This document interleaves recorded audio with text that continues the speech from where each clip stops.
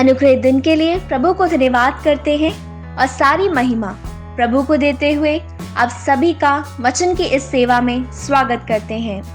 आज हम वचन के जिस भाग पर मनन कर रहे हैं वो है भजन संगीता 37 के 19वें वाक्य से Psalms 37 verses 19, जो इस प्रकार है।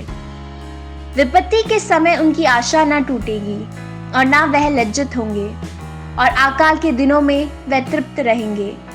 आज हम अकाल के दिनों अथवा द टाइम ऑफ फेमाइन के विषय में मनन करेंगे।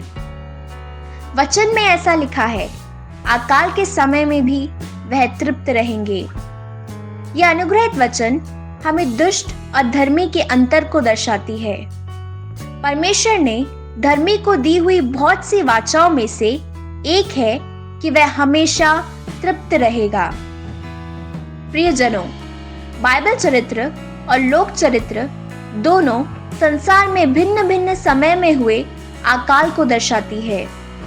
आज जहां लोग खाने से ज्यादा खाने को व्यर्थ करते हैं, वहीं कुछ लोग खाने के बिना भूखे रहकर दिन रात गुजारते हैं। हम ये भूलने ना पाए, हम कितना भी धन संपत्ति संग्रहित करके रखें, लेकिन जब अकाल का समय आता है तो हम उसे अधिक समय तक एकत्रित करके नहीं रख पाते। आज की खराब आर्थिक व्यवस्था आने वाली अकाल की अवस्था को दर्शा रही है। इसलिए हम आज की संपन्नता को जरूरतमंदों से मिलकर उनके साथ बांटने वाले बने। आने वाले अकाल के दिनों में परमेश्वर की करुणा और उपस्थिति के योग्य बनने के लिए हम एक दूसरे से बांटने वाले और देने वाले बनने पाए, ऐसा मैं प्रार्थना करता हूँ। अकाल नहीं आएगा ऐसा वचन में नहीं लिखा है। यूसुफ के समय में, एलिया के समय में भी एक अकाल हुआ था और आने वाले समय में भी अकाल हो सकता है। मसीह यीशु के ऊपर विश्वास रखते हुए एक पवित्र और सरल जीवन बिताने वाले परमेश्वर के बच्चों को दी हुई एक वाचा है कि वह अकाल के समय में भी तृप्त रहेंगे। प्रियजनों, परमेश्वर के बच्चों के लिए अकाल के समय में भी उनकी भूख मिट रही होगी, लेकिन यदि उन्हें कुछ प्राप्त ना भी हो तो भी वह परमेश्वर की कृपा से तृप्त रहेंगे। संतुष्टि परमेश्वर की ओर से मिलती है। इस संसार के समृद्ध लोग जो हर चीज में संपन्न होंगे, लेकिन कभी भी संतुष्ट नहीं होंगे। संतुष्टि परमेश्वर की ओर से मिलने वाला एक अनुग्रह है जो परमेश्वर के लोगों को मिलती है।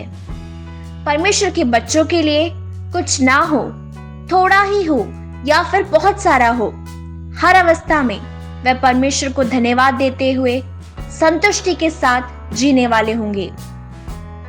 दरिद्रता, भुखमरी के समय में भी तृप्त होकर संतुष्टि के साथ जीने वाले, परमेश्वर के कार्य को करने वाले, अफ्रीका नामक अन्य राज्य में जाकर सेवा करने वाले एक स्कॉटलैंड के मिशनरी हैं डेविड लिविंगस्टन, जो 1813 से लेकर 1873 के समय में जीवित रहे। बचपन से ही दरिद्रता, भुखमरी क्या है जानकर बड़े हुए। 20 की उम्र में परमेश्वर की बुलावट पाकर अफ्रीका की ओर वचन के साथ चल पड़े। शेर के आक्रमण का सामना किया। हाथ और कंधे में चोट लगने के बावजूद उनको नजरअंदाज कर अनेक अफ्रीकी लोगों को परमेश्वर के लिए प्राप्त किया। वहां के अनुकूल परिस्थितियों को छोड़कर उन्होंने अफ्रीका के उत्तरी स्थानों की ओर अपनी यात्रा शुरू करने का निर्णय लिया। किसी ने भी इससे पहले सफलतापूर्वक 300 मील की मरुभूमि यात्रा पैदल चलकर पूरी नहीं की। खाने पीने के लिए कुछ नहीं था। 30 से अधिक बार बीमार पड़कर इस तरह थक गए कि उन्हें हफ्ते के दिनों के नाम भी याद नहीं होते थे। उनका शरीर कंकाल के समान हो गया था। इन सब अवस्थाओं में भी निराश ना होकर, पीछे हटे बिना अधिक से अधिक समय वह बाइबल पढ़ने और अपनी डायरी लिखने में बिताया करते थे। बीमार होकर मरी उनकी पत्नी को एक पेड़ के नीचे दफनाने की अवस्था ने उन्हें बहुत निराश कर दिया था। फिर भी परमेश्वर के दान दिए हुए अपनी छोटी बच्ची के साथ उन्होंने अपनी सेवकाई को जारी रखा। छोटे से नाव में और पैदल चलकर उन्होंने 9000 मील की यात्रा पूरी करी। उन्होंने अपनी डायरी में इस प्रकार लिखा, I encourage myself in Lord and go forward। मैं खुद को प्रभु में प्रोत्साहित करता हूं और आगे बढ़ता हूं।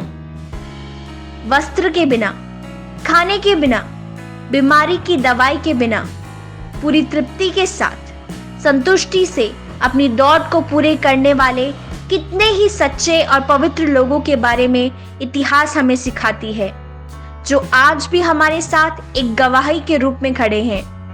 आज की हमारी दरिद्रता और कमी में भी परमेश्वर की तृप्ति हमारे जीवन में होने पाए। परमेश्वर इन वचनों के द्वारा आपको बहुतायत से आशीष दे और सुरक्षित रखे। प्रभु की स्तुति हो। जय मसीह की।